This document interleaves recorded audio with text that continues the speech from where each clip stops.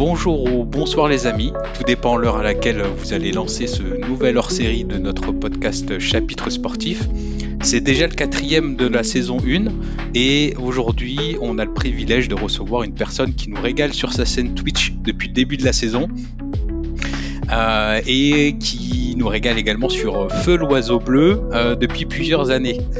Si son club de cœur avait autant de justesse que ses analyses, tous ses supportrices et supporters connaîtraient une saison bien plus sereine, voire haletante, qui sait. Monsieur 350 Tius, comment allez-vous ? Écoute, c'est beaucoup trop d'honneur que tu me fais, mais du coup, ça va forcément bien après avoir été flatté comme ça, je peux caler bien. Et j'espère que toi, tu vas bien également. Bah, ça va très bien. Merci déjà d'avoir répondu favorablement à l'invitation. C'est normal. Ah oui, mais quand même. Donc on va parler ballon, on va parler bouquin et on va parler de Monsieur 350 Yous. Pour commencer, est-ce que tu peux te présenter, représenter pour toutes celles et ceux qui vont écouter cet épisode, s'il te plaît? Écoute, alors s'il y en a qui ne me connaissent pas, il y en a forcément. Il y en a même plus qui ne me connaissent pas, plutôt qui me connaissent, je pense. Écoute, moi, du coup, je suis Youss. J'ai un certain nombre d'années entre 20 et 40 ans. Je regarde du foot depuis très longtemps. Fan de foot depuis tout petit, hein, depuis l'enfance, comme beaucoup d'entre nous. Depuis l'insouciance, mais j'ai envie de te dire, est-ce qu'on n'est pas toujours insouciant des fois, selon les situations? Je pense que c'est important de l'être. Donc, je suis streamer. Après, j'aime pas forcément me présenter comme ça, mais voilà, j'ai ma propre chaîne sur Twitch.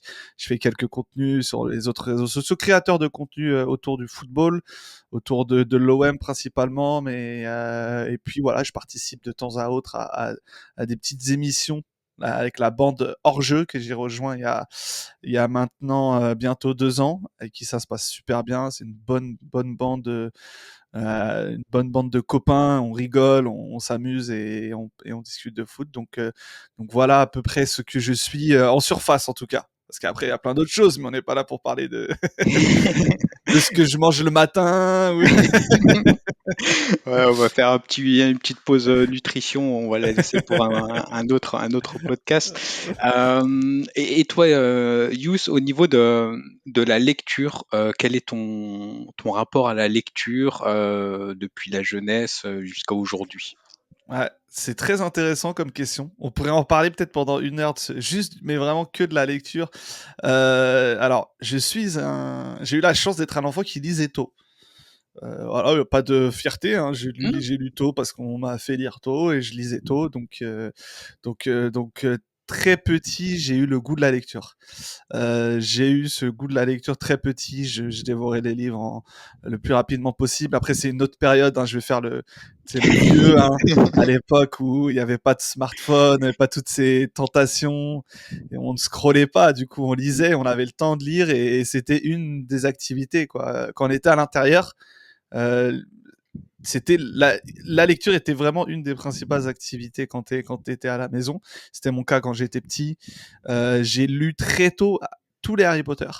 C'est Ah un oui. peu c'est mes premiers gros livres que j'ai dévorés à l'époque. On me disait mais t'es trop jeune pour ça, et je les avais tous dévorés. Je crois le temps d'un été, et j'ai toujours eu ouais, c'est ce rapport à la lecture où petit je lisais énormément. J'aimais beaucoup lire, et malheureusement, quand on regarde en arrière et quand on voit ce qu'on est actuellement, je lis beaucoup moins, même si j'essaie de me forcer un peu.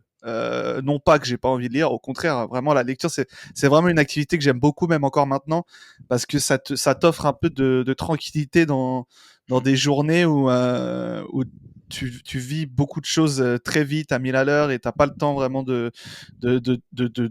voilà, de décompresser. Et la lecture, c'est un peu un sas de décompression, parce que tu vois, le temps s'arrête au moment où quand tu es sur ton téléphone, malheureusement, beaucoup de temps dans la journée. quand tu es sur ton smartphone, tout va très vite, tu vois, tu consommes des petits contenus, c'est court, voilà, et on en consomme tous, hein, on est tous piqués Mmh. malheureusement par ces choses-là. Et ben cette lecture, de temps en temps, quand je peux me poser, je suis avant tout soulagé de pouvoir me poser pour lire, parce que malheureusement, voilà, j'ai des journées très remplies et de moins en moins, je trouve des moments pour bien lire et bien me reposer, parce que pour moi la lecture c'est un repos aussi. Je sais pas si tu as ce même rapport toi aussi. Ah ouais, Euh, carrément. Bah moi, comme toi, c'est sas de décompression. Tu m'as piqué mm, l'expression, j'allais te, te la proposer. Et surtout avant de dormir. Ça me permet ouais, de faire une pause entre guillemets digitale et de tout ce qui est écran. Et ça me permet aussi de préparer la nuit de sommeil qui va arriver et de rentrer tranquillement dans la petite phase de repos qui va bien. Et moi, l'autre côté qui m'a poussé à reprendre la lecture, c'est vis-à-vis de mes petits. Comme je sais, je me suis dit, moi étant petit, je faisais beaucoup de mimétisme vis-à-vis du daron et tout c'est ça. normal. Ouais, Donc, je me suis dit, plutôt qu'essayer d'être greffé au téléphone, quand tu es chez toi avec eux, essaye de détacher de l'outil au maximum pour que tu les pousses vers des choses un peu plus bénéfiques. ouais, Et voilà, avec le grand, ça a pas raté. La ouais, petite, elle a un peu moins encore piqué sur les livres, mais elle commence petit à petit. Mais voilà, au moins, on va dire le moteur principal qui m'a permis de vraiment passer une vitesse supérieure au niveau de la lecture, c'était c'est ça, ça. quoi. Mais ça, c'est marrant ce que tu dis. Je trouve ça super intéressant. C'est comme si c'était moi qui faisais le podcast. Non, mais en fait, je trouve ça très intéressant parce que tu te rends compte qu'en fait, la lecture, on peut aimer la lecture, mais t'as quand même, il y a un besoin de t'organiser autour de ça. C'est-à-dire que, tu vois, comme tu me dis, je lis avant de dormir. Mais potentiellement, si tu n'avais pas ce rendez-vous-là avant de dormir, est-ce que dans la journée, tu trouveras un moment pour le faire? Ça serait peut-être plus compliqué. T'as aussi, Mm, tu me dis, c'est aussi par volonté de montrer aux enfants. Et pareil, je pense que une vraie, c'est une bonne raison. Mais pareil, tu vois, il faut qu'il y ait. J'ai l'impression que malheureusement maintenant que, peu importe à quel point on aime lire, il faut quand même une espèce de motivation ou une organisation supplémentaire mm, pour passer assez de temps à lire, parce que malheureusement c'est de plus en plus dur. Même tu as quelqu'un comme toi qui je pense est un grand lecteur par mm. rapport à d'autres, tu vois, même toi tu vois, t'es dans cette logique où il te faut ces moments dans la journée bien définis, bien, tu vois, bien organisés pour avoir des moments de lecture. Ouais, non, mais c'est quelque chose qui est entre guillemets un peu plus contraignant, puisque moi en plus, je suis pas du tout team lecture sur le téléphone ou liseuse. Je suis vraiment attaché à l'objet et t'as un peu le côté aussi logistique où il faut que tu te trimbales le bouquin, que C'est ça. voilà, c'est ça aussi qui est un Mais peu plus contraignant, mais c'est pas une raison, il faut lire. mais tu vois, ça me pousse un peu. Et là, avec ce que tu me dis, c'est vrai que je me dis que dans mes journées, je pourrais, tu vois, me trouver un moment avant de dormir, ou même, tu sais, par exemple, tu as ces moments où quand tu streams, souvent, moi, je stream le soir, Mm, et quand tu arrêtes ton stream, certains peuvent se dire, bon, allez, bonne nuit, mais il a beau être, je sais pas moi, une heure, peut-être une heure, 2 heures, quand je coupe ce mm. stream, et ben c'est comme t'as un peu la même sensation qu'après avoir fait du sport, où L'adrénaline, là, t'as l'adrénaline qui est Mm, assez haute, et ça met du temps à retomber. C'est impossible d'aller s'endormir mm, directement après un stream. Et du coup, peut-être qu'il faudrait que voilà, ça soit ce moment-là où je redescends, bah, ça soit un moment de lecture, et je pense que ça serait propice. Tu vois, il faut que, tu vois, ce que tu dis m'inspire, et je pense que je lis plus assez malheureusement, mm. même si la lecture a toujours été importante pour moi. Après, je lis plus assez, je parle de livres, hein, Ah évidemment que ouais, j'ai beaucoup d'articles, etc. Mais je lis plus assez, et je pense que ça peut être une bonne chose de se fixer comme ça des moments pour prendre le temps de lire, parce qu'il faut lire. parfait. Et puis, je pense qu'en plus, derrière toi, tu mets une petite bibliothèque avec tes Ah, là, t'es petits obligé. bouquins là, Là, et t'es là, t'es obligé. bien là. C'est vrai. Mais tu sais qu'en plus, derrière sur mon canapé, là, dans le studio où je stream, j'ai des petites revues. Ouais, C'est ouais, pas des livres, mais j'avais j'ai des petites capté. Ouais, revues. ouais. Et pareil, voilà, je me pose, j'ai les revues, faudrait que je lis, je me ramène des livres aussi. Et effectivement, je pense que ça pourrait être, je pense qu'on va creuser ça pour être encore meilleur sur la lecture. Parfait. Et du coup, t'as un peu devancé la prochaine question. Du coup, toi, tu es plus axé sur tout ce qui est articles et revues. En termes de médias, quels sont ceux qui t'alimentent le plus? Et le dernier livre que tu as pu lire éventuellement dans le rayon sport? Alors, le dernier livre enfin, je suis en train de lire, je l'ai pas encore terminé, qui est très intéressant. Je peux te le donner. Après, peut-être que je grille une carte pour le futur programme. On n'est pas encore à l'heure de conseiller des livres, mais en ce moment, je suis en train de lire le dernier livre de Martí Perarnau sur Pep Guardiola, qui s'appelle Récit d'un couronnement, qui défile un peu tout le passage de Pep Guardiola à Manchester City Hmm. jusqu'à pas cette année, mais 2020, 2022 si je me trompe pas, qui est très intéressant. Voilà, que je conseille. C'est ma Hmm. petite lecture du moment. Après, effectivement, comme tu dis, je suis plus, voilà, je lis encore des SoFoot. D'ailleurs, Mhm. on va me dire, mais tu lis que ce qui se rattache à Pep Guardiola. J'ai acheté notamment les 2 derniers SoFoot qui ont fait des numéros spéciaux sur Pep Guardiola qui sont assez intéressants. J'aime bien effectivement lire SoFoot. Je lis beaucoup l'équipe. Hein. Hmm. C'est quand même, c'est c'est c'est quand même un passage pas Obligé, ouais. Le petit un peu rituel, quoi. obligé.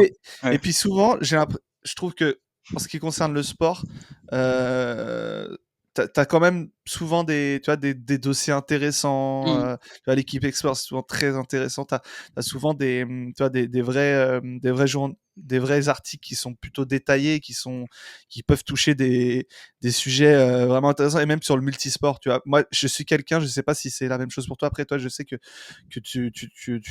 t'es vraiment intéressé tu t'intéresses à tous les sports, mais sur le foot, j'ai tendance à moins m'informer que sur d'autres sports. Parce que j'ai cette volonté d'apprendre beaucoup de choses et je trouve que j'apprends plus de choses quand je m'informe sur d'autres sports notamment et si tu vas sur de l'omnisport et donc si tu veux de l'info sur d'autres sports, je trouve que l'équipe est encore très pertinent là-dessus. Donc c'est Oui. aussi pour ça que je trouve Bah, que c'est quand une même clé de référence. Ouais, non, c'est c'est quand même un sûr. passage obligé. Et puis vu que malheureusement je fais pas que lire dans ma journée, c'est un peu la facilité. Tu vas sur l'équipe, tu as un peu ce que tu peux et tu vas sur autre chose. Donc Hmm. il y a aussi cette accessibilité qui joue. Mais sinon à côté de ça, je suis très podcast, tu vois. D'accord.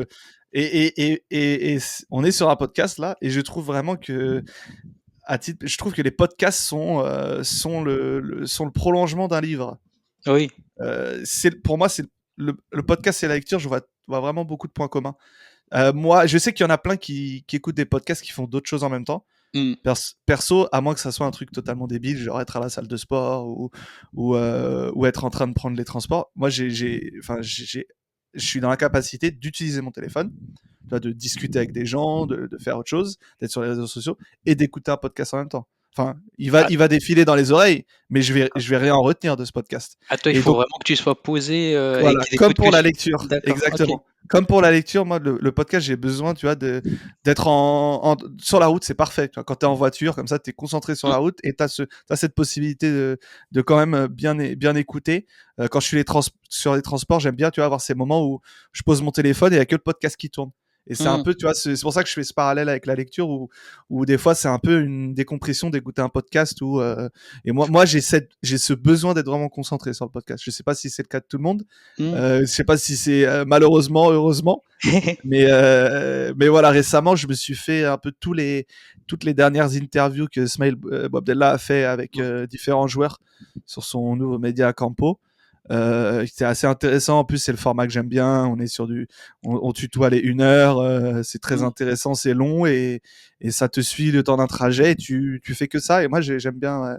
D'accord. J'ai ce rapport-là, tu vois, au podcast, qui est un peu. qui est un peu mon livre à moi quand je suis un peu procrastinateur et que je me dis, oh, ce livre, je lirai à un autre moment. D'accord. Donc deux bulles en fait, une bulle audio et une bulle littéraire, quoi. Exactement. C'est d'accord. Ouais. Ok. C'est un Non, peu très ma bien. bulle à moi, ouais. Ok, intéressant, intéressant. Et quand tu arrives à lire, est-ce que tu as un spot privilégié ou c'est non, tu t'as pas un lieu entre guillemets et tu rentres pas non plus dans un genre de rituel lecture et c'est vas-y, j'ai le temps et j'y vais. Alors cette question, tu peux pas la poser à quelqu'un qui vit en studio parce qu'il a pas le choix. Non, mais après, moi, par exemple, il y a des endroits où j'ai du mal, par exemple, dans les transports en commun, j'ai du mal à lire parce que, enfin, tu Mm. restes à peine 10 minutes dans le métro, des fois, t'as même pas de place, ce RER, il est bondé, enfin, Mm. t'as besoin quand même d'être dans la tranquillité pour lire et c'est quelque chose que t'as pas forcément dans les transports en commun. Mais mon spot préféré, c'est sur le canapé, ouais. Sur le D'accord. canapé, après, moi, voilà, je suis pas, j'ai pas encore une armée d'enfants à la maison, donc je suis assez tranquille quand je suis sur le canapé. Donc ça joue aussi sur le choix de l'endroit. Mais sur le canapé, être assez tranquille, tu sais, vraiment le meilleur moment, c'est après, voilà, après une grosse journée, Mm. tu te poses, t'as pris ta bonne douche que t'as bien méritée et là, tu décompresses avec ce livre sur le canapé. C'est le spot idéal. J'imagine que toi, t'aimes bien être dans ta pièce à toi. Ouais, ben alors, la pièce, mais non, moi après moi le spot préféré, comme je t'ai dit, c'est vraiment le lit avant de dormir, Avant de dormir. ça, ou sinon l'autre spot privilégié, c'est le train. Je fais beaucoup Sur de des longs longues trajets, distances. longue Voilà. Ouais. distance. Là, tu te mets dans ta bulle bien comme il faut et c'est parti quoi. Mm, mm. Ouais, il faut quand même ce long trajet. On est d'accord. Oui, Ça, c'est- oui, oui. Après, moi, j'arrive quand même à lire Ouais. Ah, ça va. dans les RER aussi. Et je me mets vraiment, Ok. c'est vraiment une bulle en fait. Tu t'arrives à te mettre. Ouais, ouais, ouais. Après, j'imagine que quand t'es vraiment habitué à la lecture et que tu lis quotidiennement, voire plusieurs fois par semaine, j'imagine que c'est plus facile aussi de se mettre dans cette bulle ou Ouais, sur bah des trajets plus oui, courts, quoi. c'est un bon moyen de se mettre, de se concentrer Mhm. et ça sert aussi dans le reste de la journée quand tu es sur l'open space et pour pas être pollué C'est pas mal ça. par les sons. Donc voilà, c'est aussi un petit tips sympa ça. Et toi, du coup, en termes de discipline sportive, vu que tu nous parlais un peu de rayon omnisport, je sais, sans troller, que niveau basket, t'aimes bien ça. Ouais. Ouais. Et est-ce qu'il y a d'autres disciplines qui t'intéressent au niveau, on va dire, sport et qui te pousseraient peut-être à aller te procurer un livre? Le basket, ouais, et c'est vrai que ça viendrait tout de suite. Après, franchement, peu importe la discipline, tant que peut-être que je dirais que des ouvrages autour de personnalité, Mmh. ça c'est quelque chose qui me si on sort un peu de la discipline, mais je pense qu'il y a des personnalités qui peuvent me parler, me faire me dire tiens ce livre là lui alors il fait un sport qui m'intéresse pas forcément ou un peu ou oui, mais c'est surtout cette personnalité, ce champion, qu'est-ce qu'il Mmh. a fait, son parcours qui peut me pousser peut-être à acheter. Je pense qu'il y a quand même il y a des champions qui sont inspirants même s'ils ils évoluent dans des disciplines qui sont pas forcément des disciplines qui nous parlent, hein, Mmh. mais ouais, plutôt, voilà, plutôt ça. D'accord, OK. Bon, bah, très bien. Maintenant, on va resserrer un peu la focale sur Mister 350 Use. Donc, tu es sur X Twitch, différents canaux et différentes chaînes. La tienne, Mhm. bien évidemment. Lundi Spaghetti avec Mister Edu, on lui fait un gros big up au passage. Un petit coucou. Et sur hors-jeu. Et alors, est-ce que tu peux nous dire comment t'es arrivé à te lancer sur toi, ton propre média, et qu'est-ce qui a fait que tu t'es dit, bah vas-y, c'est le moment, on y va, on se lance dans l'aventure. Mhm. Et comment s'est fait la connexion avec tes autres comparses? Ok, ouais, c'est assez intéressant. Alors, moi, j'ai toujours.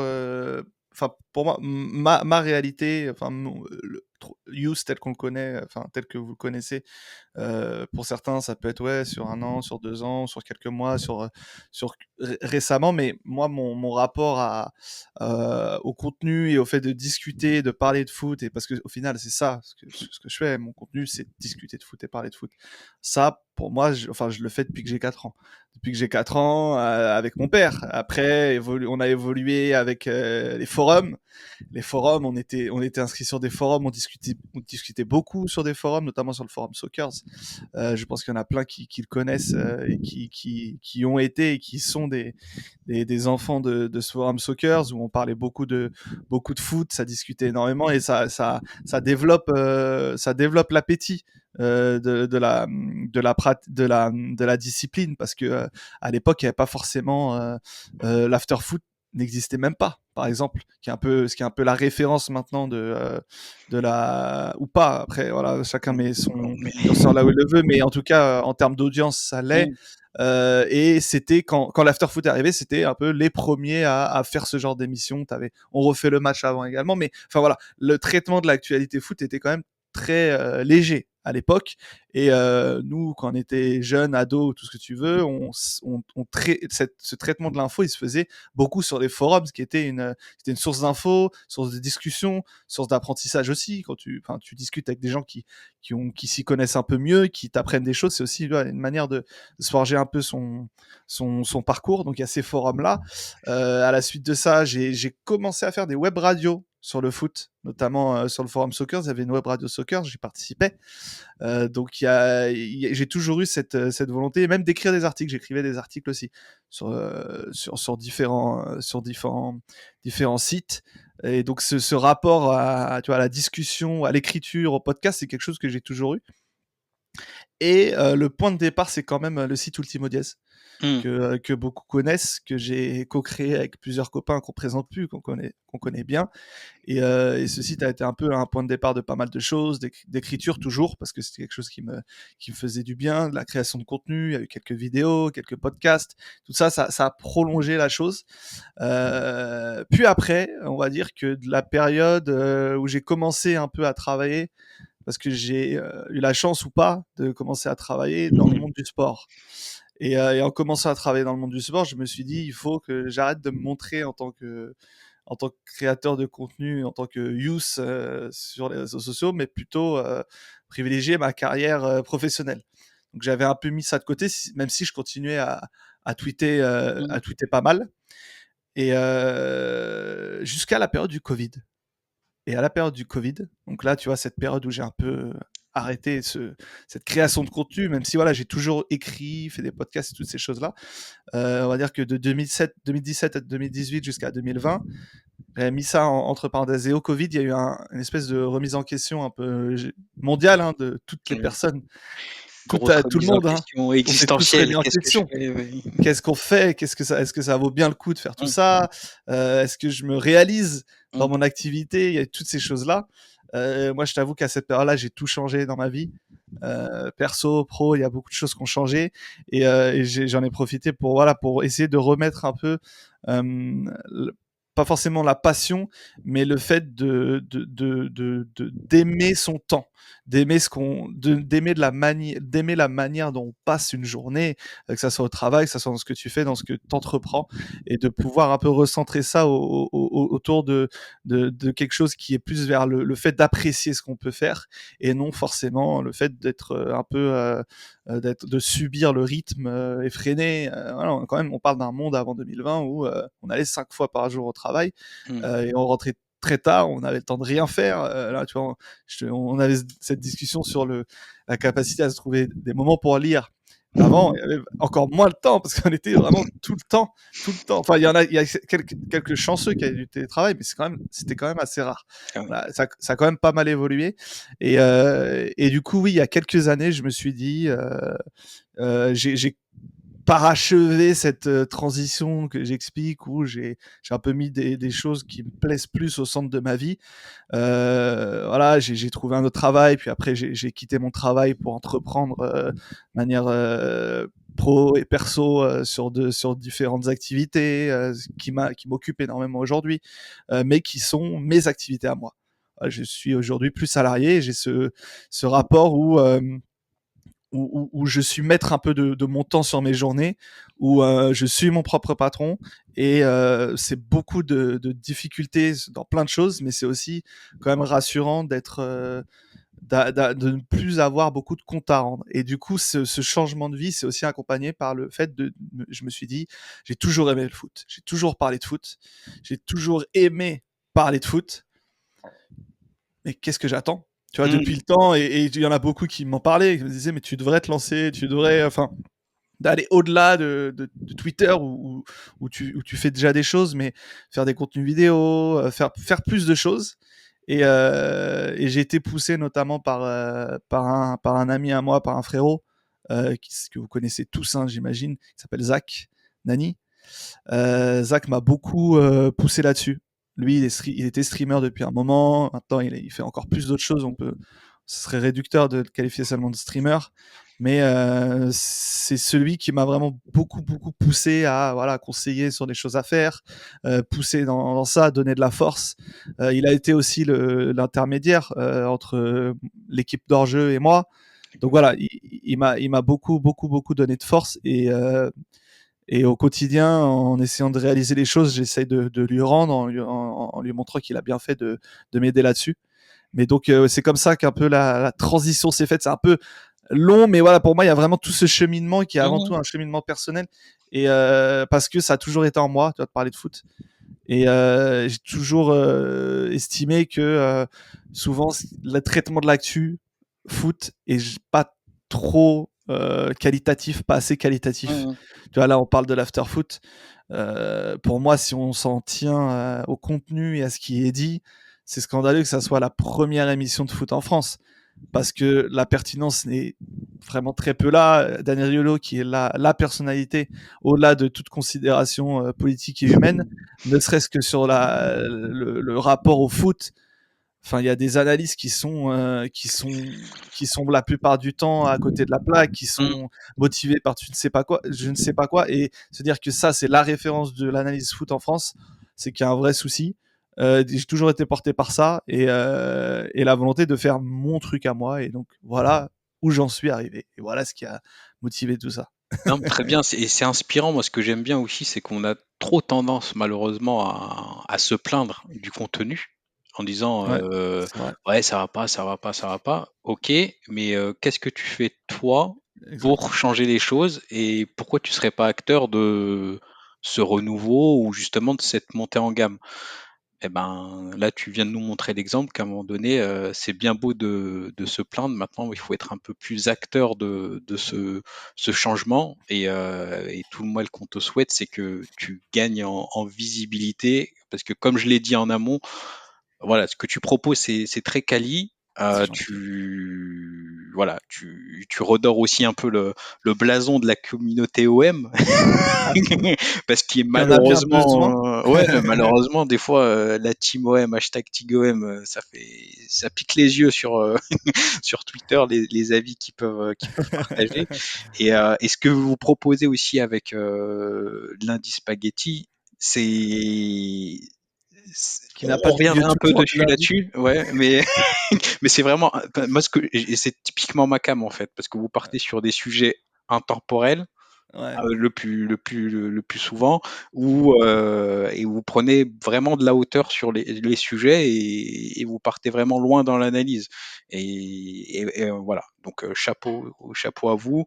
Et puis comme je l'ai dit encore une fois, hein, on espère que c'est que le début et les premiers chapitres d'une longue et belle histoire pour toi sur la création de contenu et que la Youth Company va se développer comme il se doit. c'est très gentil. On le souhaite. Très bien. Et du coup, donc hors jeu, c'est via la connexion Zach Nani En où fait, t'as en, pu rentrer dans le.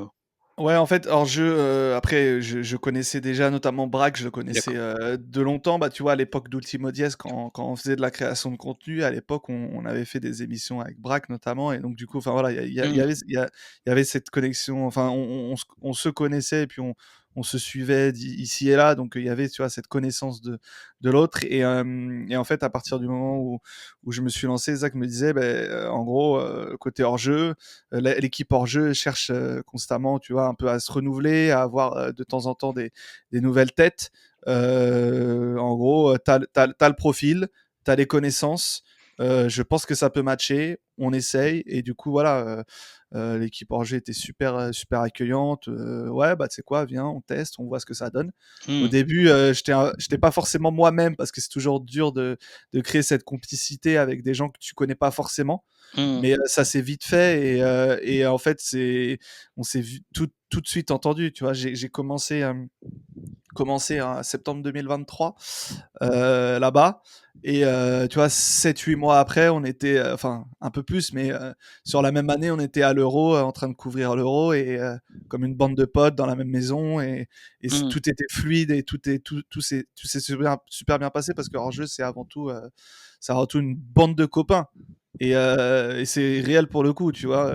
Tout le monde s'entend bien, tout le monde rigole ensemble, et c'est ce qui fait cette complicité. Mais du coup, ouais, cette connexion, elle s'est faite via Zach, notamment qui a proposé mon nom, et la connexion s'est faite après, bah, j'espère grâce à mes compétences aussi. Donc, je Bah, je pense un pense un peu quand même. minimum parce C'est que le but. sinon C'est un peu oui, le but. ouais, oui. Mais puis après, de toute façon, tu t'inscris pas dans la durée si les compétences elles sont pas là aussi, quoi. Voilà, Voilà. exactement. Et du coup, pour qu'on se rende compte un peu de la charge de travail que ça représente, parce que là, n'importe qui peut penser que tu prends un micro, t'allumes une webcam et puis c'est parti. La C'est charge vrai. de travail que ça représente en fait, parce que on a la partie immergée de l'iceberg où on voit tes contenus plusieurs fois par semaine. Mhm. Mais en termes de prépa, parce que derrière, je pense que tu as tout le travail de script, de conducteur et tout ça qui est derrière. Tu peux nous décrire une semaine type de use? Comment ça se passe? Ouais, non, mais après, on va pas se mentir, la création de contenu que je fais s'articule autour du football, et du coup, il y a quoi de mieux pour préparer une émission où tu parles de football, si ce n'est regarder les Hmm. matchs en question. Ça aide beaucoup. Je sais que c'est pas le cas de tout le monde tout le temps, mais moi j'aime bien regarder les matchs à propos desquels je discute. Déjà, enfin voilà, enfin faut le dire, ça demande du temps de regarder les matchs. Enfin, parce que moi, il me viendrait jamais à l'esprit de faire une émission sans avoir regardé les matchs à propos desquels je discute. Et on va pas se mentir, il y a du foot tout le temps. Hmm. Regarder du foot, ça prend du temps. Déjà, en soi, c'est une chose. Quand je regarde quand je regarde les matchs de foot, pardon, j'ai souvent des choses à noter. Je note souvent des choses quand je regarde les matchs. Donc la préparation commence pendant les matchs, où je En live, note. d'accord. Ouais, voilà. En live, je me note beaucoup de choses. Voilà, à ce moment-là, il s'est passé ça. Tiens, je trouve que ça. Parce que j'ai quand même ce besoin, même si je suis quelqu'un qui aime beaucoup improviser, pas forcément avoir énormément de préparation écrite, j'ai quand même besoin d'avoir certaines notes de temps en temps. Donc il y a ce travail-là. Après, donc tout autour des matchs. Et après, des fois, quand il y a des émissions qui sont un peu plus hors du temps, un peu plus intemporelles, il y a de la préparation sur les gros sujets. Voilà, attends, est-ce que je pourrais parler de ça? Oui, de ça. Donc sur une semaine type, je vais pas te mentir, il n'y a pas vraiment de semaine type, parce que Hmm. j'ai une activité qui prend beaucoup de temps à côté.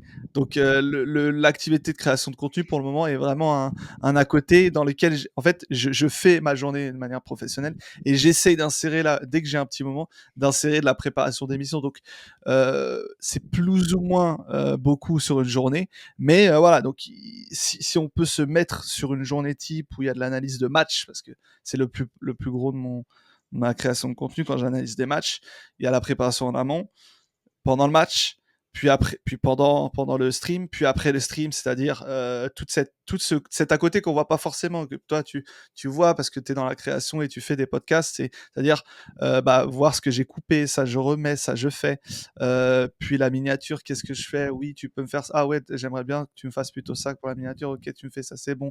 Attends, ça je le mets en audio également, je fais la version podcast.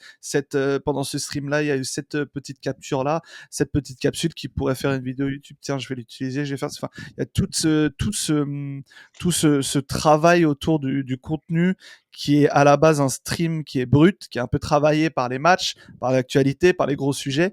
Et il y a surtout aussi voilà tout ce travail, le gros du travail qui se fait sur la presse, c'est-à-dire il y a eu ce stream qui est un peu, c'est un stream, donc c'est souvent, parfois c'est freestyle, on va un peu là où on veut aller, et à la fin de tiens, il y a cet endroit-là, je peux en faire ça, je peux en faire ça. Donc il y a aussi beaucoup de travail en amont, pardon, Naval, ouais, très bien, en c'est ça. aval, exactement. Il y a aussi tout ce travail en aval qui peut avoir lieu.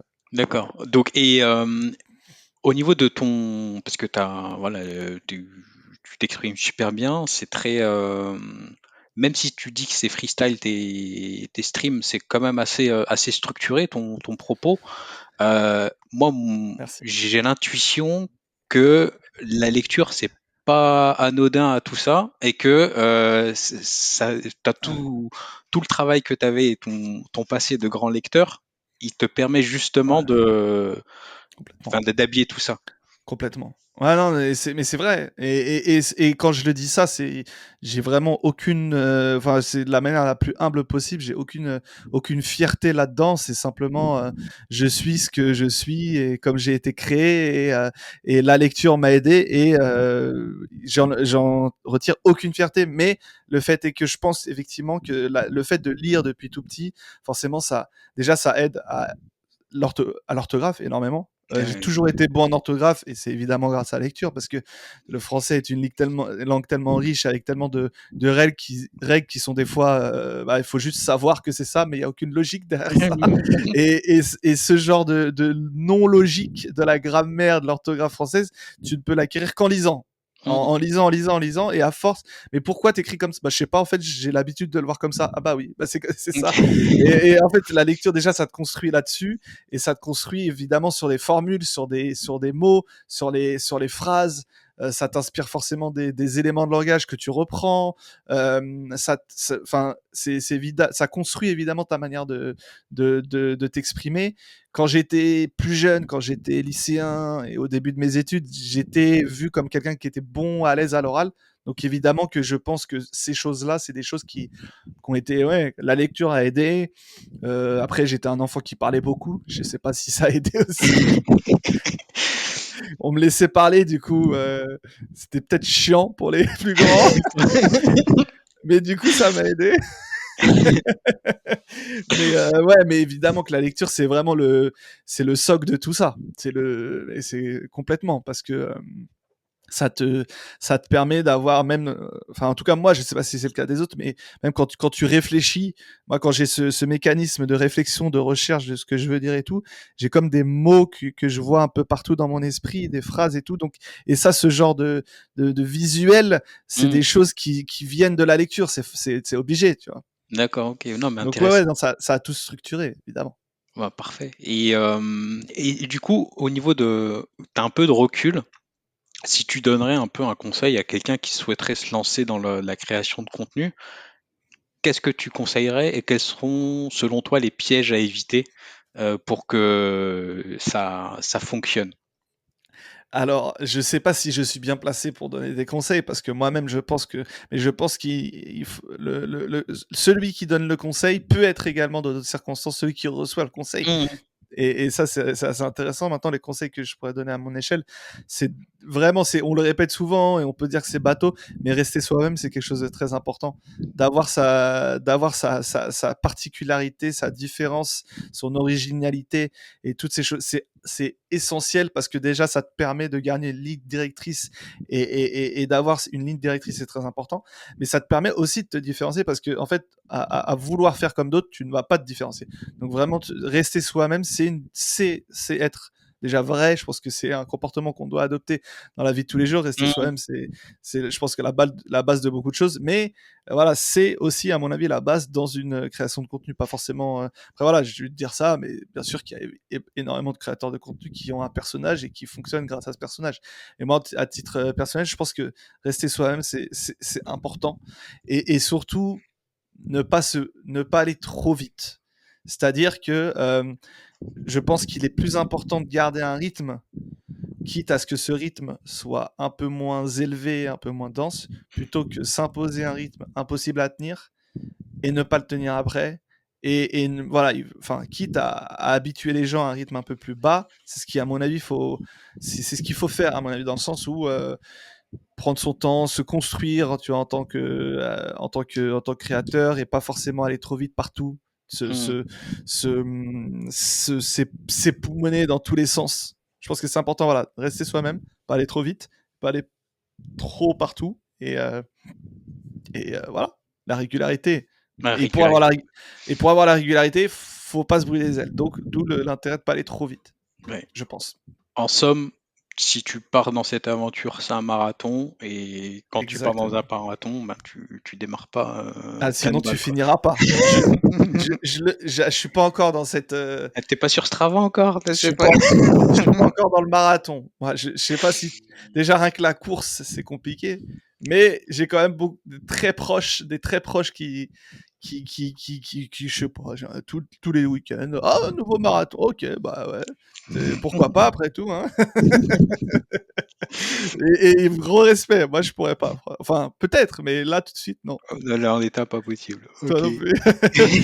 C'est la lecture, le marathon. Donc, Ouais, ouais, non, mais très bien déjà. En parlant de lecture, justement, est-ce qu'il y a des lectures qui t'ont permis de, comment dire, de revoir ton point de vue sur une chose où tu t'es dit, voilà, avant de lire le passage ou le livre, j'avais cette idée préconçue dans ma tête, et au final, ben, l'auteur, il a réussi à me faire 360 et apporter de la nuance, et plus que de la nuance dans mon point de vue. alors, c'est pas forcément un 360, mais comme beaucoup de Marseillais, j'ai été transformé dans ma vision du foot et mon approche du foot par le passage de Marcelo Bielsa à l'OM. Mm.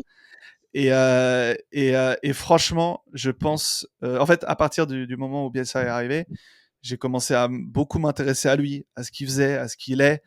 J'ai lu sur lui également. Et en fait, ce rapport au foot qu'a Marcelo Bielsa et toutes ces choses-là que tu comprends et que tu t'appréhendes quand tu lis sur lui, te fait totalement. Enfin, moi, en tout cas, ça m'a totalement fait évoluer. Non pas que j'étais de l'essence même de l'anti Marcelo Bielsa avant qu'il arrive, ou de ces choses-là, ou même si on pourrait, voilà, on pourrait qualifier Marcelo Bielsa, tu vois, de père du football protagoniste, même si c'est pas forcément réaliste. Mais voilà, ça peut être le raccourci qui est Mm. donné. Non pas que j'étais dans l'autre camp, mais simplement j'avais pas, j'étais peut-être un j'allais j'allais faire un parallèle politique. J'allais, j'étais peut-être un peu, tu vois, dans le modem du football, c'est-à-dire Ah ni, d'accord, ni trop entre là, les ni trop ouais. entre les. J'avais pas Nini. forcément, voilà, exactement, contre les extrêmes. Et pour le coup, l'arrivée de Bielsa, lire au sujet de Bielsa et du coup notamment plusieurs livres au sujet de Marcelo Bielsa, ces choses-là m'ont fait prendre conscience que en fait c'est ça ma vision du football, c'est ça mon football. Et pour moi, ça a été un nouveau point de départ dans toute l'approche que j'ai du football, comment je le regarde, comment je le comprends. Ça a été vraiment comme vraiment une. J'ai l'impression que tout ce que j'ai pu dire, tout ce que j'ai pu apprendre, tout ce que j'ai pu voir avant ce moment-là, bah c'est comme si ça n'avait pas existé. Tu vois. D'accord. C'est un peu ton, je vais faire un gros parallèle, mais c'est un peu ton Covid footballistique en fait. Ouais, c'est ça. C'est- 6 ans avant. Ok, très bien. Et au niveau du parcours, je reviens un peu dessus, hein, parce que c'est un point où je voulais T'inquiète. aborder, mais on a déroulé sur d'autres choses. Tu as dit au J'ai départ, j'ai déroulé, tu peux le dire. J'ai débordé sur. Tu peux le dire, il n'y a pas non, de non, souci. mais tu avais dit que quand tu avais commencé ta vie professionnelle, tu souhaitais pas forcément, tu souhaitais moins te montrer pour que ça ne te dessert pas. Pour toi, c'est antinomique se montrer et évoluer sur le plan professionnel? Pas du tout. À l'heure actuelle, c'est ce que je me Ah dis oui. que pas du tout, mais sur le moment, c'était un peu ce que je me disais. Après, tu sais, on est jeune, on Ouais, ouais. commence, on se dit, tu sais, c'est un peu, moi, quand je faisais mes études supérieures, c'était le mot souvent des profs, c'était attention à Facebook. Mmh. Moi, j'ai déjà refusé des personnes parce que j'ai vu que sur Facebook, je sais pas, ils étaient, enfin, ils étaient pas forcément sérieux alors que c'est juste une photo sur Facebook. Mmh. Et j'ai un peu, ouais, j'ai un peu grandi dans ma filière post-bac à travers, tu vois, cette limite qu'on nous a un peu imposée, en tout cas qu'on nous a conseillé de suivre entre vie perso et vie pro.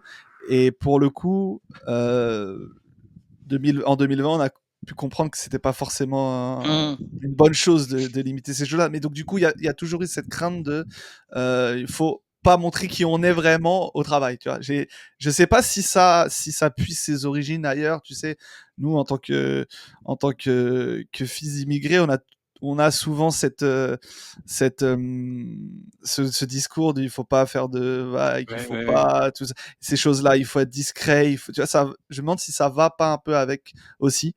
Mais oui, au début de ma vie pro, je me disais, bah non, en gros, comme si c'était deux personnes et qu'il fallait cacher ça. Et au final, avec le temps, bah non. Je m'en fous. Ouais, Enfin, oui, après, voilà. et Après, c'est plus simple quand maintenant ma vie pro, c'est en enfin, partie ça, ouais, ouais, voilà, donc voilà, c'est plus. Mais c'était ouais, tu fais bien de parler de ça parce que ouais, est-ce qu'il n'y a pas une construction sociale, ouais. au niveau de l'éducation et tout, qui nous pousse à nous dire faut vraiment fractionner chaque partie de nos vies Mmh. et un peu comme dans la série Ouais, Severance. ouais, j'allais te dire, tu fais beaucoup de, t'es très en avance sur ton temps. T'as vu ça? Non, mais c'est ça, ouais, non, mais compartimenter. Et après, enfin, comme tu le dis, sociologiquement parlant, nous, on est très ancré sur le vivons heureux, vivons cachés. Ouais, Enfin, c'est ça. moi, Ouais, c'est vrai. à Non, mon mais c'est vrai, niveau, c'est c'est vrai. vraiment ça, hein. Ouais, Et non, mais t'as je raison. pense qu'il y a beaucoup de personnes qui sont entre guillemets matrixées par par cette valeur, et on arrive enfin, beaucoup à pas forcément s'exposer, Ouais, ouais, à se montrer, et il y a beaucoup de ça aussi, à mon avis, qui rentre en aussi, jeu. ouais, forcément. Et derrière, petite transition, ça revient aussi sur quelque chose que tu avais évoqué, c'est le traitement d'actualité aujourd'hui, du sport, voire du foot essentiellement. J'ai l'impression que ce soit dans le foot ou dans le traitement médiatique de ce sport, il y a un gros corporatisme on va dire, qui, pour moi, gangrène la discipline. Et si t'es pas du sérail, eh ben, très très très compliqué pour toi de tirer ton épingle du jeu et de vivre de ta passion. Est-ce que tu valides mes propos, ou pour toi, non, si tu fais le taf, ça peut le faire? Mmh. Je serai jamais de ceux qui vont te dire, quand on veut, on peut. Parce Eh que il y en a plein qui veulent plein de choses. ouais. Il suffit pas de vouloir plein de choses pour avoir plein de choses, pour pouvoir. Non, non, évidemment que c'est très compliqué et c'est le parallèle, journalisme, sphère médiatique, football, c'est un vrai parallèle. Et je pense que ça peut s'expliquer de plein de manières, hein, ne serait-ce que, enfin, la rareté. Déjà, Mmh. enfin, il y a beaucoup, beaucoup. D'ailleurs, moi, pour info, quand j'étais petit, je voulais être journaliste. Et j'ai vite abandonné au vu de la précarité journalistique que tout le monde Mmh. Te décrivais. m'annonçait, me décrivait. Et au final, je la vois au quotidien quand je parle et je discute avec des journalistes, des gens qui voulaient être journalistes. Tu vois quand même que c'est une réalité. Donc il y a pas assez de postes de journalistes pour trop de candidats. Et il n'y a pas assez de postes dans le monde du foot pour peut-être également trop de candidats. Donc dans ces milieux, généralement, on peut faire peut-être de parallèles avec d'autres milieux aussi, je pense. Les milieux qui sont élitistes de par la sélection, forcément, poussent à une espèce de solidarité des gens qui sont installés. On ne veut pas perdre notre poste. Mmh. Attention. Donc ça pousse au corporatisme, à la familiarité, comment dire, à la connivence, à ces choses-là. Et pour revenir à ta question, comment faire sa place? Mmh. Je sais pas. Non, mais non, pour le coup, c'est intéressant parce que, bah, tu vois, moi, pour moi, je suis pas dans je suis pas dans ce monde. Pour moi, je suis dans un monde à part. Je suis pas dans le monde des médias. Je travaille pas avec un média. Euh, je suis effectivement Twitch est un média à part entière. Si tu prends Mmh, la définition, les réseaux sociaux sont des médias. Mais ce monde journalistique, je n'y suis pas rentré. J'ai pas forcément envie d'y rentrer. Et je pense que c'est très compliqué d'y rentrer, évidemment. d'accord. Et pour moi, il y a un vrai parallèle avec le foot à faire. Et pour le coup, je trouverais ça un peu mal placé, tu vois, avec ma non-expérience de journaliste. J'ai pas fait Mmh, d'études de journaliste. J'ai absolument pas travaillé en tant que journaliste. Je suis juste créateur de contenu. Et si j'arrive et que je dis aux gens, aux journalistes, bah, vous êtes jeune, vous avez diplôme, alors c'est simple, il faut faire ça, ça, ça. Et mmh, c'est facile. Non, vraiment, je pense que c'est très compliqué. Euh, les journalistes, les jeunes journalistes, les apprentis journalistes sont très, très courageux parce que c'est quand même un monde qui m'a l'air ouais. intéressant de base. Je pense que le métier de journaliste est un métier noble, mais je pense que le monde du journalisme m'a l'air d'être un monde assez pourri comme plein Ouais, d'autres, hein, on va clairement. pas se mentir. Ouais, ouais, ouais, non Et mais courage à eux parce que vraiment moi ne serait-ce qu'en tant que on pourrait se dire ouais bah si tu as réussi un peu à te démarquer sur des choses mais je pense pas et pour le coup c'est quand même compliqué. ah oui, non mais c'est sûr. Après C'est occupant. le traitement en fait aussi de parce que tu es pas journaliste, mais tu fais quand même entre guillemets «un travail journalistique» en Oui, analysant, c'est vrai, en c'est vrai. voilà, il y a quand même un travail de fond derrière et qui est fait, mais qui est Peut-être que fait peut-être vas-y, que vas-y. certains journalistes ne le font pas ce travail, c'est peut-être ça le problème. Bah, oui mais après on est loin derrière, enfin on rejoint un peu le côté un peu, sur, certaines «émissions phares» entre guillemets, qui justement Tu m'as compris. font plus, je vais être un peu, méchant, mais c'est plus, bar PMU Oui. qu'analyse, Ah, tu vois? Donc, complètement, à un moment donné, totalement. en faisant le parallèle, quand tu vois dans d'autres pays, est-ce que on avait déjà évoqué le sujet avec Elston notamment, que Mmh. la France, ce n'est pas forcément un pays de foot en lumière du traitement médiatique de sport.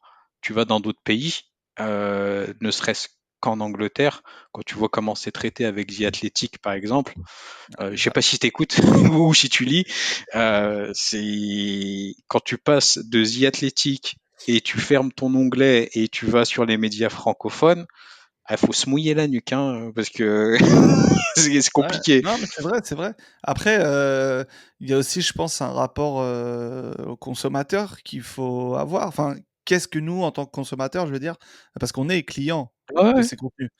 Est-ce qu'on aide on aide les contenus à s'élever d'une certaine manière? Est-ce que voilà, quel est l'œuf et quelle est la poule? Dans le sens où est-ce que la responsabilité vient de nous, les consommateurs de ces contenus, nous devrions être plus exigeants? Ou est-ce que les créateurs de contenu devraient être plus exigeants avec eux? Tu vois? C'est un peu, je vais Bah, te donner une autre expression, c'est le serpent qui se mord la queue. mmh Mais où est la responsabilité? Par exemple, tu vois, il y a un bon exemple, je trouve, qui est Coparena, ouais. qui je trouve une initiative très noble, Mmh. qualitative, excellente. J'ai quand même l'impression que le modèle est quand même assez dépendant de pas mal de choses et qu'il est un peu difficile à trouver l'équilibre Mmh. dans ce côté qualitatif. Ouais, bah, après c'est on revient derrière aussi à ce que je disais un peu plus tard sur le côté, plainte. On se Mmh. plaint, Tu du raison. «contenu» entre guillemets qui est pas assez qualitatif, mais qu'est-ce qu'on fait pour Qu'est-ce qu'on justement fait? soutenir ceux Tu qui raison. proposent un contenu qualitatif? À un moment Tu raison. donné, il faut être acteur, hein, encore une fois, quelqu'un fait du bon travail, la moindre des choses, c'est de l'aider à son échelle, hein, Mmh. pour justement qu'il puisse, s'inscrire dans la durée, qui avoir une communauté derrière ou, un volant de suiveurs suffisant pour, ben, upgrader lui derrière, sur, en termes, chiffre d'affaires et opportunités, C'est vrai. partenariats et tout ce qui va derrière, quoi. Donc Oui, voilà. Donc non, t'as raison, t'as on, raison. on est d'accord Faut sur se le le dire. modèle Ouais, économique, c'est ça oui, en fait qu'il faudrait moi, en gros. je pense aussi. Je pense Voilà. aussi. Hein. Ok, ouais, moi, très bien. Bah, du coup, autre point, c'était au niveau justement traitement de l'actualité, il se fait de plus en plus entre guillemets hors des sentiers normaux et Mhm. des canaux normaux.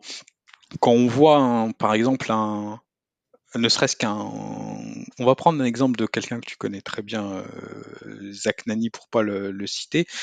Euh, Quand il arrive à avoir un Pablo Longoria, alors que c'est compliqué pour d'autres médias bien inscrits et institutionnels de l'avoir, ça a dû marronner, hein, comme on dit dans la Euh, région, quand ils ont dû voir l'entretien je crois savoir. fleuve. Ouais, Je crois ouais, savoir qu'il y en a qui n'ont pas été très contents. ouais, Ouais. je pense que ça doit être compliqué. Est-ce que tu penses pas que demain, et aussi on a d'autres contenus qui se font avec Smail, comme tu l'as cité tout à l'heure, est-ce que c'est pas justement un virage qui est en train d'être pris, où tu as aussi des joueurs qui sont leurs propres médias avec The Bridge Exactement. notamment. Mm. Je pense à eux Très avec bon exemple. voilà.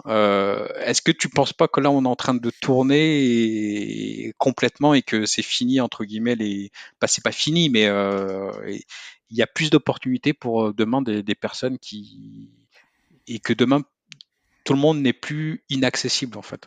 Ouais, j'ai l'impression aussi. Je suis assez d'accord avec toi. J'ai l'impression que les canaux traditionnels sont plus les seuls. Comme tu l'as, as donné un très bon exemple avec notamment Pablo Longoria, notre président qui est qui est intervenu chez Zach. Ne serait-ce que ouais, les autres, les sportifs qui ont leur propre même, il y en a plusieurs qui ont leur propre chaîne YouTube. Après, je pense que l'émergence des réseaux sociaux a poussé à ça. Ils ont compris que avec leurs réseaux sociaux, ils sont un média en fait. Mm, Chaque réseau social est un média d'information, d'expression et de toutes ces choses-là. Donc, le joueur de foot, à partir du moment où il est présent sur les réseaux sociaux, il peut être son propre média. Le joueur de foot, même peu importe le joueur de foot ou pas, n'importe qui peut être son propre média via les mm, réseaux sociaux. Donc il y a une vraie tendance et je pense que petit à petit j'ai un peu l'impression qu'on assiste à un glissement et que la table est en train un peu de se retourner. L'échiquier est en train de se retourner. Je ne saurais pas décrire comment ça se passerait plus tard, mais tu vois, moi, par exemple, à titre perso, sur les contenus, j'essaie de travailler au fait de pouvoir recevoir des gens, des joueurs avec qui discuter. Et je sens que bah, c'est du travail parce que c'est pas encore mm. le cas. J'ai pas encore eu cette chance-là. Mais je sens quand même qu'il y a plus d'accessibilité qu'avant. Ça, parce qu'avant c'était Ouais, hyper compliqué, c'était tu ouais. te manges un nom Il y a, directement. Même si c'est toujours compliqué en fonction des canaux que tu utilises par exemple, si tu veux un joueur de foot, tu vas demander au club, c'est C'est quasiment mort, impossible de c'est l'avoir. mort, ouais. Par contre, si tu discutes directement avec lui, c'est beaucoup plus accessible déjà, par exemple. Rien que ça, tu vois. Donc, Ouais.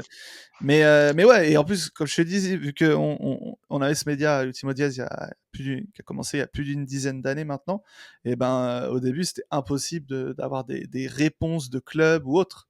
Mmh. Maintenant, c'est beaucoup plus pareil. Tu vois des médias qui ont 2 mois sur TikTok, ils se retrouvent invités dans des clubs de foot pour faire des contenus, des choses comme ça. Enfin, il y a des choses qui ont changé quand même. Ouais. D'accord. Et en parlant de contenu sur, on va dire le foot notamment, heu, moi je trouve qu'il y a il y a un format qui est hyper bien et qui est encore, produit, en partie par Zach Nani, c'est, ALZ là, ce qu'ils font sur leur communauté lyonnaise. Est-ce que, au niveau de l'échelle, de la cité phocéenne, pour toi c'est un truc qui peut se faire, c'est envisageable ou c'est, compliqué à mettre en place? C'est là que je remercie le podcast d'être un format audio parce que mon cerveau aurait peut-être trahi un peu. Non, je te cache pas que je suis en train de travailler là-dessus avec plusieurs personnes. L'idée, ça OK. serait de le mettre sur pied. Je pense que vraiment il y a un terrain pour ça, il y a une attente, il y a énormément de demandes de la part de beaucoup de personnes. Ça voilà, qu'il y en ait quelque chose d'incarné, de sympa, avec voilà, peut-être des choses un peu différentes parce que c'est pas la même construction Mmh. qu'un LZ sur l'Olympique Lyonnais, mais je pense qu'il y a des choses à faire. t'as complètement raison, il y a un truc à faire. Et je te mens pas en te disant qu'il y a des trucs qui sont en train d'être travaillés, parce que l'idée, c'est quand même de faire le truc le plus carré possible. Je peux pas forcément en dire plus pour le moment, mais c'est un de mes projets sur les prochaines semaines, prochains D'accord. mois, et on va essayer évidemment de servir la communauté, parce que comme tu dis, voilà, quand on se plaint de la qualité des choses, il faut aussi à notre échelle, voilà, moi à mon Mm. échelle, je pense pouvoir servir de contenu quand voilà, quand je fais du contenu, je sers les gens avec du contenu qualitatif. J'ai ambition de servir les gens avec un contenu qualitatif sur l'Olympique de Marseille, comme ce que peut être fait par d'autres, et très bien D'accord. d'ailleurs. Très bien, bah, merci pour la petite annonce et le petit teasing. J'ai ma petite capsule. Donc voilà, bon, on va attendre sagement et patiemment la suite des aventures de Youth, notamment sur ce nouveau format. Et voilà, en tout cas, vous avez déjà un client fidèle. Ah, bah, alors là, j'en ai jamais douté. Très bien. Maintenant, on va avancer un peu sur la fin de l'échange. Tu as un peu teasé sur les futurs projets, dont un que tu as évoqué là. Est-ce que tu pourrais nous repartager un peu, on va dire, où on peut te retrouver, à quelle fréquence, voilà. Mets-toi en mode ton plus beau costume de VRP et c'est parti. Alors là, il aurait fallu que je prépare comment on appelle ça, tout un flyer que je puisse distribuer. Alors, déjà, c'est très simple. On peut me retrouver 350 views sur tous les réseaux, que ce soit sur Instagram, sur TikTok, sur X, sur YouTube, partout. C'est sur Twitch, évidemment. Twitch, C'est hein. 350 views, comme ça, c'est simple, c'est facile à mémoriser. J'ai pensé à vous, auditeurs. Donc voilà, voilà les différents canaux où vous pouvez me trouver. Évidemment sur Hors-jeu, qui est une émission qui est hebdomadaire. Après, il y a une équipe qui tourne. Je suis pas là toutes les semaines, mais je suis là assez souvent. Là, on vient d'enregistrer une émission sur la Ligue des Champions. Sinon, tous les lundis, il y a une émission. Au moment où vous écouterez ce podcast, il y aura aussi eu une émission autour des trophées UNFP. Donc voilà, il y a des émissions assez souvent, c'est assez sympa. Et puis moi, à titre perso, voilà, comme j'ai dit, 350 views partout. Et là, sur les prochains projets, les plus chauds, euh, je sais pas si ça peut t'intéresser toi, si ça peut intéresser. Je pense que si vous écoutez des podcasts, vous pouvez être potentiellement des gens intéressés par ce genre de contenu. Mais je vais développer une chaîne YouTube où je vais faire des contenus un peu plus qualitatifs, un peu plus froids, un peu plus longs, et avec plus de montage, voilà, quelque chose de vraiment à la hauteur. Et il y a déjà un premier contenu qui est en préparation et qui va arriver sous peu, autour, voilà, je peux te le dire, autour de l'Euro 2004, il y a D'accord. 21 ans déjà. Et donc voilà, je vais faire pas mal de vidéos sur cette chaîne-là, où voilà, un peu de storytelling, où on raconte un peu des événements marquants, des carrières de joueurs avec ma sauce à moi, ma patte à moi. Et en espérant que ça plaise, et que surtout que ça soit. Et je suis en attente de tous les retours dès que ça sortira, dès que ça sera. Là, c'est dans le four, c'est pas encore sorti. D'accord. Mais sur les prochaines semaines, voilà, avant la fin de cette saison footballistique, je pense que je vous servirai un peu de nouveaux contenus, en Très espérant que bien. ça plaise. Et là-bas, après, sur ce type de format, c'est un Mm. truc qui va être régulier avec une fréquence qui est déjà définie, ou tu te laisses le temps et tu veux pas. Pas encore, mais j'ai ambition d'en faire au moins une par mois, d'avoir une bonne grosse vidéo bien qualitative et un format bien long. Hmm, 30 minutes à 1 heure. Vraiment, j'ai envie ok, voilà, d'essayer de faire des choses un peu différentes, parce qu'on peut parfois voir des vidéos qui racontent des moments, mais je trouve que ça manque d'incarnation parfois. Je trouve que ça manque parfois peut-être tu vois, de prise de de prise de parti, de ces choses-là. Et moi, j'ai envie d'apporter ça, d'être parfois plus long s'il faut. Et je pense qu'il y a pas mal de choses à dire sur le foot. Et Et, et on en a vu du ah foot. bah oui, non, mais c'est clair. Et du coup, ce serait, enfin, excuse-moi, hein, j'essaye de gratter un peu T'inquiète. plus le contenu. C'est quelque chose qui serait entre guillemets, donc on serait pas dans un format entre guillemets vraiment historique ou documentaire. Ça lirait un peu les deux, l'aspect documentaire et comment toi tu l'as vécu. Si C'est je ça. décrypte un peu le truc. Voilà, c'est ça. C'est ça. Ok, bah, parfait. Et On est que du ballon rond ou tirer sur d'autres terrains éventuellement? pour le moment que du foot, écoute, Ok. parce que c'est ce que je maîtrise le plus maintenant.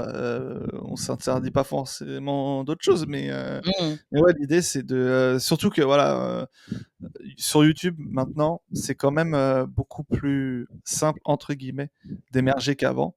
D'accord. Simple, c'est entre guillemets, dans le sens où l'algorithme YouTube a vraiment poussé tout type de contenu et pas forcément des voilà, la personne qui regarde une vidéo YouTube, c'est pas forcément une personne qui est abonnée maintenant, de Mhm. plus en plus, et c'est des gens qui sont tombés sur cette vidéo parce que ce contenu, ce type de contenu, ce thème intéresse. Et donc c'est quand même plus simple pour les gens d'émerger, et je trouve que ça tend à pousser les gens à faire plus de qualitatif. Donc je trouve ça super positif, et c'est ce que j'ai envie de faire là-dessus.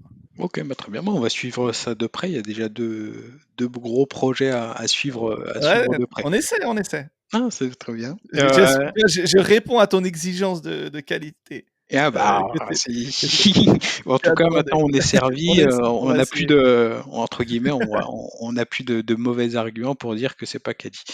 On va passer maintenant à la question rituelle du podcast, les recommandations lecture. Si tu aurais 3 livres de sport à recommander, ce seraient lesquels? Alors, il n'y a pas trop de surprises parce que voilà, vous avez compris. Si vous ne saviez pas, maintenant vous avez compris.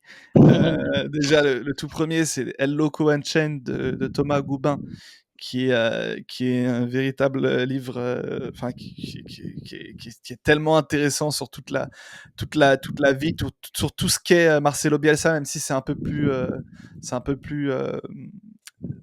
voilà, tout le monde sait un peu plus ce qu'il est désormais, mais c'est toujours intéressant d'avoir ce genre de livre qui dépeint en long, en large, en travers tout ce qu'il a pu dire, faire ou autre dans sa carrière, et qui est très intéressant, qui était sorti à l'époque de sa période marseillaise, et qui avait fait partie qui avait servi à m'avait aidé dans dans ce turnaround, si on peut dire ça comme ça. Donc évidemment ce livre de Thomas Goubin. Et puis les deux livres de Martí Perarnau sur Pep Guardiola. Le premier qui parle de toute la période Bayern Munich, qui s'appelle La Métamorphose. Et le deuxième qui vient de sortir il n'y a pas longtemps, comme j'en parlais, que je suis en train de lire, en train de finir, qui s'appelle Récit d'un couronnement. Et ce genre de livres permettent de... Je pense qu'il s'adresse à tous, qu'on aime ou pas ce type de football, qu'on aime ou pas ce type d'entraîneur. Je trouve que c'est une bonne manière d'essayer de comprendre. Souvent, voilà, même ceux qui, par exemple, n'aiment pas Pep Guardiola, ça peut aider de comprendre comment ça s'est passé dans certains moments. C'est vraiment ces deux livres sont des livres qui sont vraiment où tu te plonges dans l'intimité de ce qui s'est passé entre le passage au Bayern, le passage à City. Martí Perarnau, quand il écrit ses livres, il a la chance d'être au contact quasi quotidien de Pep Guardiola.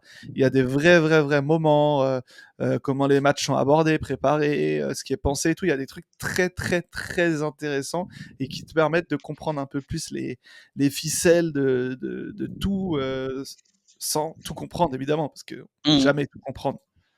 Non, mais c'est sûr. Et je me permets juste une Ouais. petite correction. La métamorphose, c'est la transition City-Bayern. City, ouais.